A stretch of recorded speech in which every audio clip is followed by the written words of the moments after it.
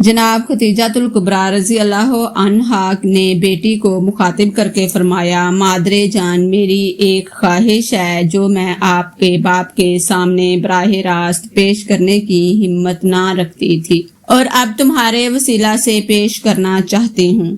جناب فاطمہ نے والدہ مکرمہ کی خدمت میں عرض کیا، امی جان حکم فرمائیے، میرے ابا جان آپ کی ہر خواہش پوری فرمائیں گے۔ خدیجۃ الکبریٰ سلام اللہ علیہا نے فرمایا، بیٹی مجھے ان سے یہی امید تھی، رحمت اللہ عالمین کے دربار سے کیسے کوئی خالی جا سکتا ہے۔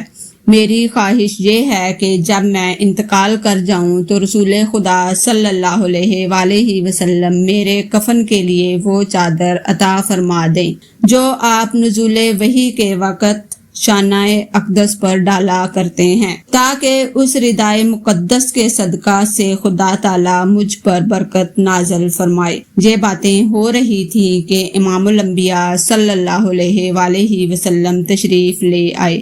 جناب سیدہ فاطمہ الزہرا سلام اللہ علیہا نے مقدس ماں کی آرزو مقدس باپ کے حضور پیش کی تو امام الانبیاء صلی اللہ علیہ وآلہ وسلم تڑپ کر رہ گئے، آنکھیں آنسوؤں سے تر ہو گئیں۔ جناب خدیجہ رضی اللہ تعالی عنہا کے چادر مانگنے کے انداز نے تاجدار انبیاء علیہ الصلوۃ والسلام کے سینہ پر برچھیاں چلا دیں۔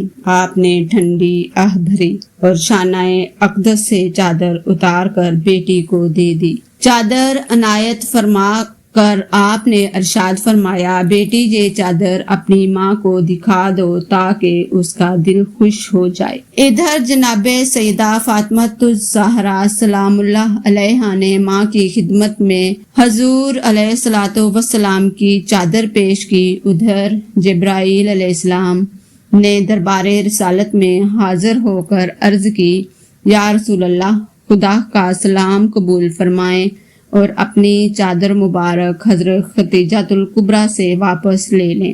خالق کائنات نے فرمایا ہے کہ جو کچھ خدیجہ کے پاس تھا اس نے میری راہ پر قربان کر دیا، اب اس کا کفن ہمارے ذمے ہے، ہم اسے اپنے کرم کے لباس سے پوشیدہ فرمائیں گے اور اس کو جنت الفردوس کا کفن عطا کیا جائے گا۔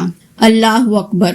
کس قدر شان و عظمت ہے جناب خدیجۃ الکبریٰ رضی اللہ عنہا کی، جن کے کفن کے لیے حضور صلی اللہ علیہ وآلہ وسلم اپنی چادر عطا فرماتے ہیں اور خداوند کریم جنت الفردوس کا کپڑا بھیجتے ہیں۔